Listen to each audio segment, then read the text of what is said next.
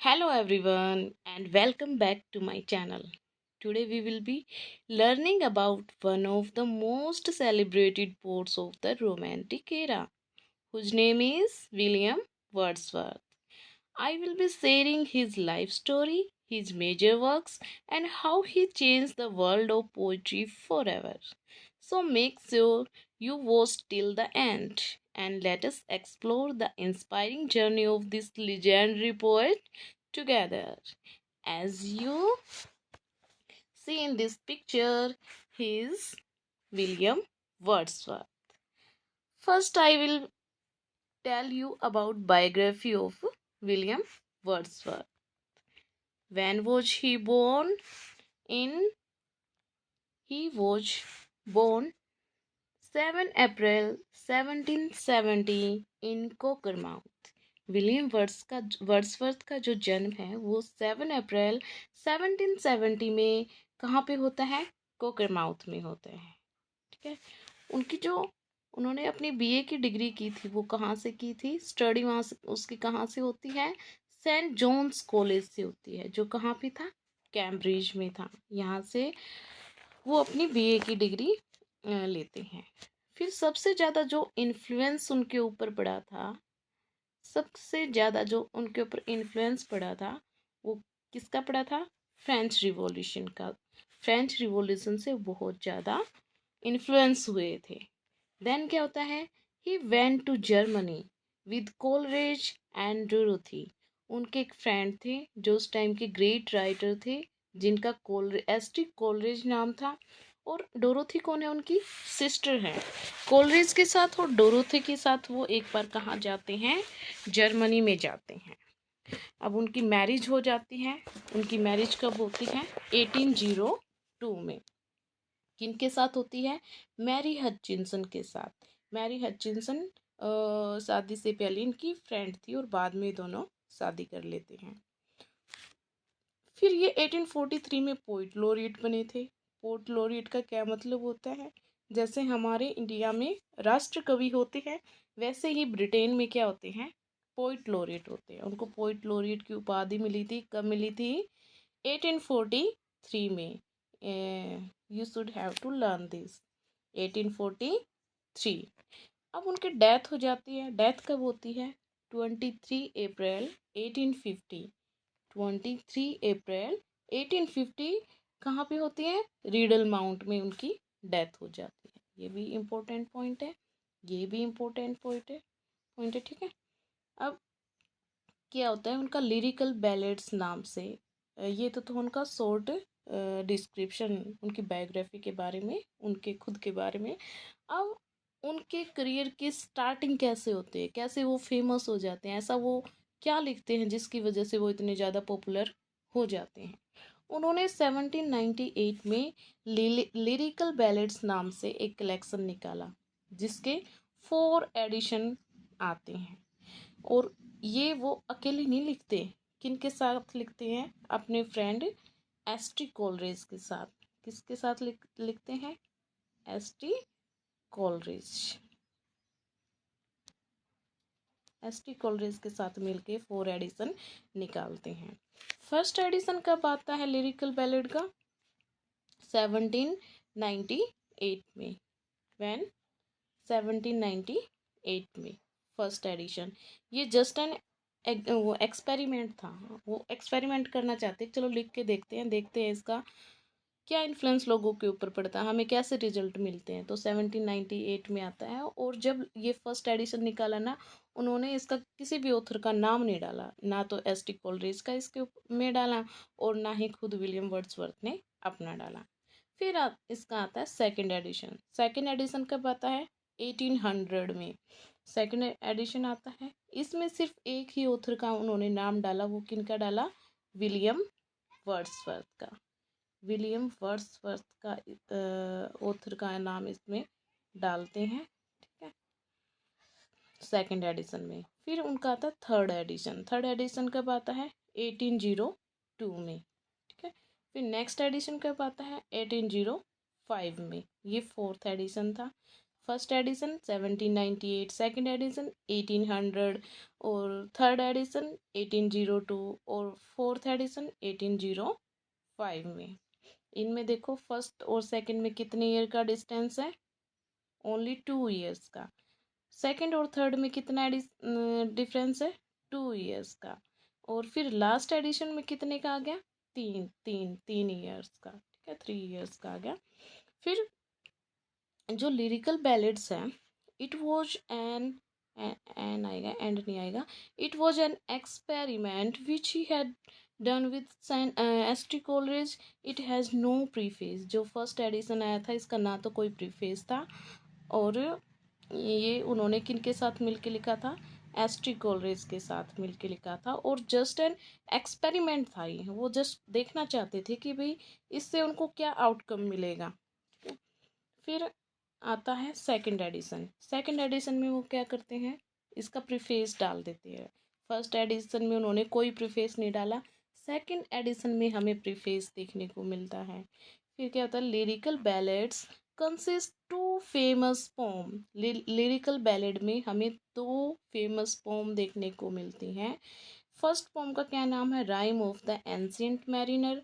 ये किन्होंने राइट करी है, एस.टी. कोलरिज ने। 2 पोम है, एक पोम का क्या नाम है, rhyme of the ancient mariner, किसने लिखी है, एस.टी. कोलरिज ने लिखी है। दूसरी पोम कौन सी आती है, टिंटन एबे। टिंटन एबे किन्होंने राइट की है, विलियम वर्ड्सवर्थ ने। तो लिरिकल बैलेड में 2 पोम, फेमस पोम आती हैं, एक rhyme of the ancient mariner और सेकंड वन इज टिंटन एबे बाय विलियम वर्ड्सवर्थ। फिर उन्होंने एक और लिखा, द प्रील्यूड। द प्रील्यूड, ये जो द प्रील्यूड है उन्होंने लिख तो दिया लेकिन अपने लाइफ टाइम में पब्लिश नहीं करवाया। ये उनकी डेथ के बाद, विलियम वर्ड्सवर्थ की डेथ के बाद उनकी वाइफ ने जिसका नाम क्या था, मैरी हटचिंसन ने पब्लिश करवाई थी पोस्टमसली। ये जो द प्रील्यूड है ना, ये एक सेमी ऑटोबायोग्राफी है। सेमी ऑटोबायोग्राफी है। इट कंसिस्ट 14 बुक्स का ये कलेक्शन है। 14 बुक्स हैं इसमें, द प्रील्यूड में, ठीक है। फिर William Wordsworth the poet of nature. William Wordsworth को नेचर का पोइट बोला गया है। उन्होंने 4 स्टेजेस बताई हैं लव की, कि प्रकृति के लिए, नेचर के लिए जो हमारा लव है वो 4 पार्ट में डिवाइडेड है। Next, according to William Wordsworth, nature is living beings. William Wordsworth ने कहा है कि जो नेचर है वो भी हम ह्यूमन की तरह एक लिविंग बीइंग में आती हैं। और उन्होंने पैंथीज्म किसको बोला जाता है, नेचर की पूजा करने वाले राइटर को, कोई भी बंदा है जो नेचर की पूजा करता है, नेचर से बड़ा प्रेम होता है, उनको पैंथीज्म बोला जाता है। तो विलियम वर्ड्सवर्थ को हम पैंथीज्म पोइट बोलते हैं। Next one is nature is teacher of Mankind. उन्होंने कहा है कि जो प्रकृति है, जो नेचर है, वो मैनकाइंड की क्या है, टीचर है। हम इनसे बहुत कुछ सीखते हैं नेचर से अपने लाइफ टाइम में। Next point is he has only one motto, return to nature. उनकी लाइफ का एक ही मोटो था। वो मोटो क्या है, कि वापस से प्रकृति की तरफ चले जाना। उनको बाहरी दुनिया में उनका कभी भी मन नहीं लगता था। वो बस नेचर की गोद में ही रहना चाहते थे, इस नेचर को ही निहारना चाहते थे। ये था उनका मोटो। मोटो क्या था, रिटर्न टू नेचर। फिर जो ये बुक उनकी आई है द प्रील्यूड, जिसके 14 पार्ट्स हैं, 14 बुक्स उसके अंदर हैं। तो वो 14 बुक्स में हम देखेंगे कि फर्स्ट बुक में क्या है, सेकंड में क्या है, थर्ड में क्या है, फोर्थ में क्या है। जो उनकी फर्स्ट बुक है 1 और 2 में उन्होंने अपनी चाइल्डहुड मेमोरी के बारे में लिखा है। वन बुक 1 में उन्होंने अपने 10 ईयर्स तक का जो मेमोरी है उनको राइट किया है। और बुक 2 में 10 to 17 ईयर्स की जो मेमोरी है उनको राइट किया है। बुक 1 में 10 ईयर्स तक, बुक 2 में 17 ईयर्स तक। जैसे हम 17-18 साल के होते हैं, 17-18 साल के बाद कहाँ जाते हैं, कॉलेज में एडमिशन लेते हैं +2 करके। तो बुक 3 में वो अपने कॉलेज में चले जाते हैं, और कॉलेज के एक्सपीरियंस, कॉलेज में बीए में एडमिशन कहाँ लिया था उन्होंने, कैम्ब्रिज में लिया था, तो वहाँ कैम्ब्रिज की एक्सपीरियंस को बताते हैं बुक 3 में। 1 और 2 में एक्सपीरियंस हो गया, 3 में वो कॉलेज में जाने लग गया, वहाँ का एक्सपीरियंस लिखा। 4 में जब कॉलेज में चला गया तो उसकी समर वैकेशन होगी, समर वैकेशन होगी तो अपने दोस्तों के साथ घूमने फिरने गया गया तो उन एक्सपीरियंस को वो लिखता है। फिर आ जाती है बुक 5, 4 तक उसकी समर वैकेशन आ गई, 5 में वो अब घूम फिर के पढ़ना शुरू कर देता है। क्या? How he started reading book of great writer, कैसे उन्होंने ग्रेट ग्रेट राइटर्स की बुक को पढ़ना स्टार्ट किया, कैसे उन लोगों से वो इन्फ्लुएंस हुआ, ग्रेट राइटर्स थे से। फिर ये बात वो किस में लिखता है? बुक नंबर 5 में लिखता है। फिर बुक नंबर 6 पढ़ने के बाद ही told about his dull life when, an आएगा यहाँ पे, when he was in university. अब वो बताता है कि उसका यूनिवर्सिटी में बिल्कुल भी मन नहीं लगता था, तो वहाँ की वो डल लाइफ के बारे में बताता है कि कितना मतलब बेकार सा ये काम है, यहाँ पे रह के पढ़ते रहो, लोगों के साथ रहो, ये उसका इस चीज़ में मन नहीं लगता था। तो ये अपने एक्सपीरियंस किस में लिखता है? वो बुक नंबर 6 में लिखता है। ठीक है, डल लाइफ आ गई। अब बुक नंबर 7 में वो क्या बोलता है? सेकंड समर वैकेशन आ गई अब उसकी, उसका पढ़ने के बाद मन नहीं लगा। ये बुक 6 में लिखा, बुक 7 में क्या लिखता है? उसकी सेकंड समर वैकेशन आ जाती है। अब ये टाइम जो वो स्पेंड करेगा किनके साथ? विद सिस्टर डोरोथी, उसकी जो बहन है डोरोथी के साथ, और मैरी हचिनसन के साथ वो घूमने फिरने जाता है। अब इस एक्सपीरियंस को वो किस में लिखता है? बुक नंबर 7 में। देन आती है बुक नंबर 8, बुक नंबर 8 में क्या लिखता है वो? He told in this book his travel childhood to maturity, and he did survey that how nature influenced him। अब वो बुक 8 में बताता है कि कैसे उसने चाइल्डहुड से लेकर अब वो इतना बड़ा हो गया है, मैच्योर हो गया है, यहाँ तक कि जो उसका ये ट्रैवल था कि कैसे क्या क्या चीज़ फेस करके वो मेच्योरिटी तक पहुंचा है। And he did survey that how nature influenced him, और अपने इस लाइफ टाइम में उसने ये सर्वे किया कि कैसे नेचर ने उसको ग्रेटली इम्पैक्ट किया है, इन्फ्लुएंस किया है। ये अपने एक्सपीरियंस वो लिखता है बुक नंबर 8 में। ठीक है, नेक्स्ट इज बुक नंबर 8 तक आ गए। अब आगे बुक नंबर 9 और 10। 9 और बुक नंबर 9 एंड 10 में वो क्या लिखता है? Tell about the experience of France. अब जो वो फ्रांस में गया था, फ्रांस घूमने के लिए गया था, वहाँ के एक्सपीरियंस को बताते हैं बुक नंबर 9 और 10। वहाँ उसने क्या क्या चीज़ें एक्सपीरियंस की, वो बुक नंबर 9 और 10 कहाँ की मेमोरी थी?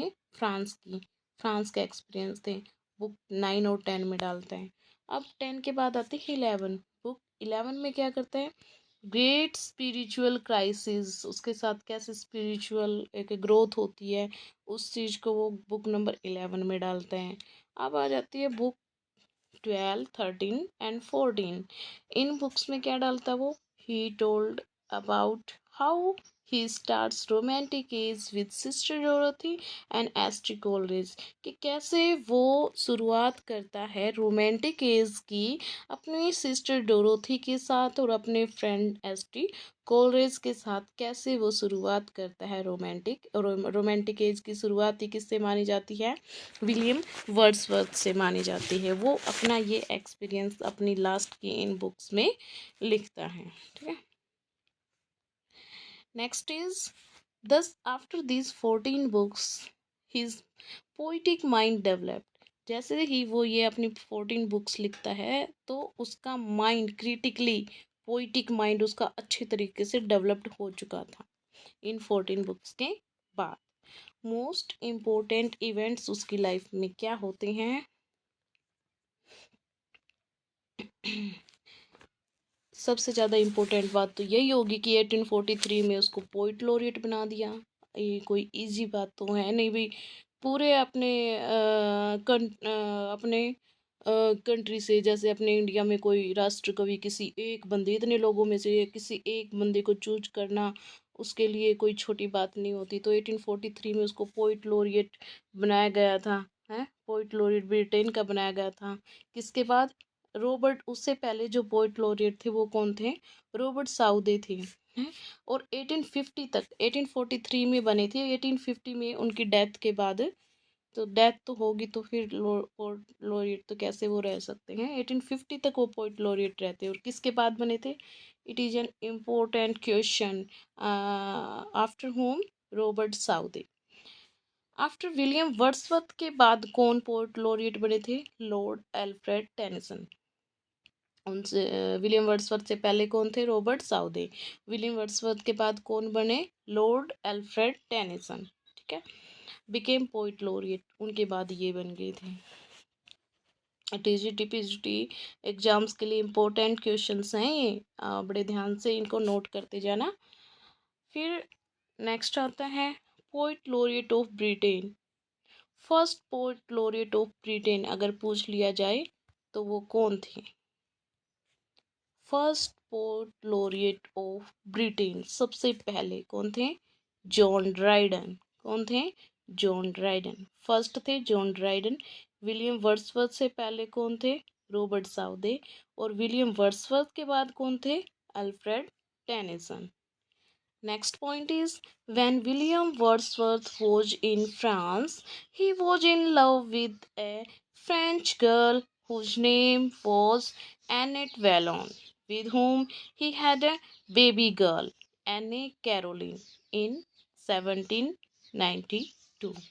विलियम वर्ड्सवर्थ घूमने के लिए एक बार फ्रांस गई थी ना, वो फ्रांस में रहते हैं, एक लड़की से उनकी मुलाकात होती है। उस लड़की का नाम एनिट वेलोन है। उनकी मुलाकात होती है, मिलते जुलते हैं थोड़े दिन, उनको आपस में प्यार हो जाता है तो उनके अपने ऐसे रिलेशन थे जिसके चलते उनकी एक बेबी गर्ल होती है जिसका नाम एनिट कैरोलिन था। वो लड़की कब होती है? 1792 में। तो शादी से पहले ही उनकी लड़की हो जाती है कैरोलिन। एनिक कैरोलिन था, लेकिन फाइनेंशियल प्रॉब्लम की वजह से उसको वापस ब्रिटेन से लौटना पड़ जाता है। ब्रिटेन में आना पड़ जाता है फ्रांस से।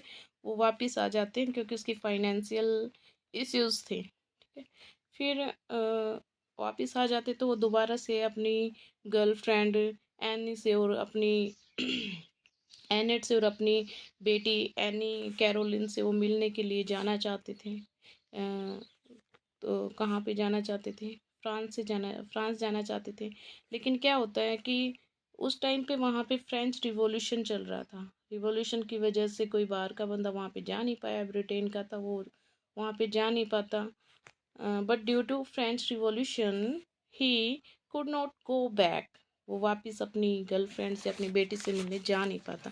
लेकिन फिर भी वो अपनी बेटी के खर्चे के लिए, अपनी गर्लफ्रेंड के खर्चे के लिए पैसे तो वो भेजता ही रहता था। उनसे मिल नहीं पाया वो दोबारा से। फिर उसकी ये तो थी उसकी पर्सनल लाइफ। अब प्रोफेशनल लाइफ में क्या होता है? He starts to become a poet in 1793-95। Budding poet वो शुरू कर देते हैं 1793-95 में पोम्स लिखना। वो अब उन्होंने अपना मन बना लिया था कि वो एक पोइट बनकर रहेंगे। वो छोटी छोटी पोम्स वगैरह लिखना स्टार्ट कर देते हैं, उनको पब्लिश करवाना स्टार्ट कर देते हैं। फिर इन 1795 में वो कोलरिज से मिलते हैं, एस टी कोलरिज से 1795 में मिलते हैं और मिलते ही उनकी दोस्ती हो जाती है। फिर 1798 में ये दोनों डिसाइड करते हैं कि हम लिरिकल बैलेड लिखेंगे। लिरिकल बैलेड जो उन्होंने लिखा, it has not author's name as I told you before that. जो फर्स्ट एडिशन उन्होंने लिखा था उसमें ऑथर्स का नाम उन्होंने नहीं डाला, क्योंकि सिर्फ वो क्या करना चाहते थे? एक्सपेरिमेंट करना चाहते थे। 1798 2 ईयर्स के बाद उनका सेकंड एडिशन आता है। कब आता है सेकंड एडिशन? 1800 में आता है। 1800 में उनका सेकंड एडिशन आता है। It has only one author's name. इसके अंदर सिर्फ उन्होंने एक ही ऑथर का नेम डाला, और वो किसका डाला? विलियम वर्ड्सवर्थ का। और सेकंड एडिशन में उन्होंने प्रीफेस भी दिया। फर्स्ट एडिशन का तो उन्होंने कोई प्रीफेस भी नहीं दिया था, सेकंड एडिशन का वो प्रीफेस दे देते हैं। लिरिकल बैलेड को क्या दे दिया? अब उन्होंने प्रीफेस दे दिया। फर्स्ट का नहीं था, सेकंड का प्रीफेस था। अब वो क्या करते हैं? पोम्स के साथ साथ लास्ट में एक प्ले लिखने की स्टार्टिंग करते हैं। सोचते हैं कि प्ले भी लिख लूँ, पोम्स तो मैं लिखता ही हूँ, जिसका नाम उन्होंने क्या दिया? The borders. ये एक वर्स ट्रेजेडी है, वर्स फॉर्म में लिखी गई एक ट्रेजेडी है, लेकिन किसी भी थिएटर ने इसको परफॉर्म करने से मना कर दिया, और ये द बॉर्डर्स उनके लिए डिजास्टर साबित होता है। ठीक है, ये उनकी चला ही नहीं ये जो उन्होंने लिखा था, एक प्ले लिखा था। फिर क्या होता है 1798 में बिगेन प्रील्यूड लिखना भी वो स्टार्ट कर देता है। कब? 1798 में। वही प्रील्यूड है ना जिसकी कितनी बुक्स थी? 14 बुक्स थी। फर्स्ट और टू में उन्होंने कौन सी मेमोरी लिखी है? अपनी फर्स्ट बुक में 10 ईयर्स तक की मेमोरी, सेकंड में 10 to 17 ईयर्स तक की मेमोरी, सेकंड में फिर वो कॉलेज में जाने लगा, कैम्ब्रिज के एक्सपीरियंस, फिर उसका समर वैकेशन हुआ है, समर वैकेशन के बाद वो पढ़ने लगा ग्रेट राइटर को, उसके एक्सपीरियंस लिखता है ग्रेट राइटर को पढ़ने के बाद। फिर क्या होता है उसका फिर से सब वो पढ़ने के बाद वो बोर हो जाता है, फिर वो डल लाइफ के बारे में बताता है, भाई यहाँ तो कुछ नहीं है ऐसा। फिर से उसका समर वेकेशन आ जाता है, फिर अपनी बहन के साथ और अपनी गर्लफ्रेंड मैरी हचिंसन के साथ वो घूमने जाता है, उसके बारे में बताते हैं। तो ये ऐसे 14 लाइन को डिवाइड किया गया है उसके एक्सपीरियंस के बारे में।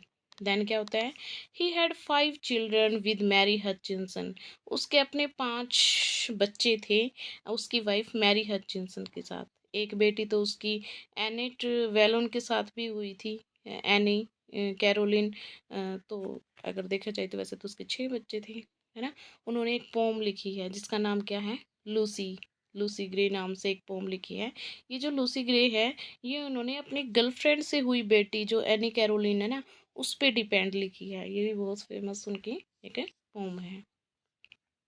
फिर क्या होता है 1843 में वो पोइट लॉरिएट बन जाते हैं। एज आई डिस्क्राइब्ड फर्स्ट, 1843 में उनको पोइट लॉरिएट बना दिया गया था। इनके मना करने के बाद भी, क्योंकि वो बूढ़े हो गए थे, वो कहते थे कि इस बुढ़ापे में मैं पोइट लॉरिएट बन के क्या करूँगा, लेकिन ब्रिटेन के किंग उनको समझाते और उसको ये उपाधि दे देते हैं पोइट लॉरिएट की। और 1850 तक वो पोइट लॉरिएट रहते हैं और उनकी डेथ हो जाती है। उसके बाद 23 अप्रैल 1850 को उनकी डेथ हो जाती। कहाँ होती है? रीडल माउंट में होती है। जो जो ये प्रील्यूड है ना, द प्रील्यूड, इसका सेकंड नेम भी था। वो सेकंड नेम क्या था? Poem to Coleridge. The prelude का अगर पूछ लिया जाए टीजीटी पीजीटी एग्जाम में कि सेकंड नेम क्या है इसका, पोम टू कोलरिज इसका सेकंड नेम है। ये था full description about William Wordsworth. ये जो क्लास है बहुत ज़्यादा इम्पोर्टेंट, इनमें की नोट्स मैंने डाल रखे हैं विलियम वर्ड्सवर्थ की लाइफ से रिलेटेड, और उनके कुछ फेमस फेमस पोम्स भी हैं, उनके वर्क्स मैंने यहाँ पर आपको डिस्क्राइब किए हैं। तो ये क्लास थी गाइस किन के बारे में? विलियम वर्ड्सवर्थ के बारे में। कल हम पढ़ेंगे विलियम वर्ड्सवर्थ की एक पोम है डैफोडिल्स, जो बहुत फेमस फेमस क्या, बहुत इम्पोर्टेंट है किसके लिए?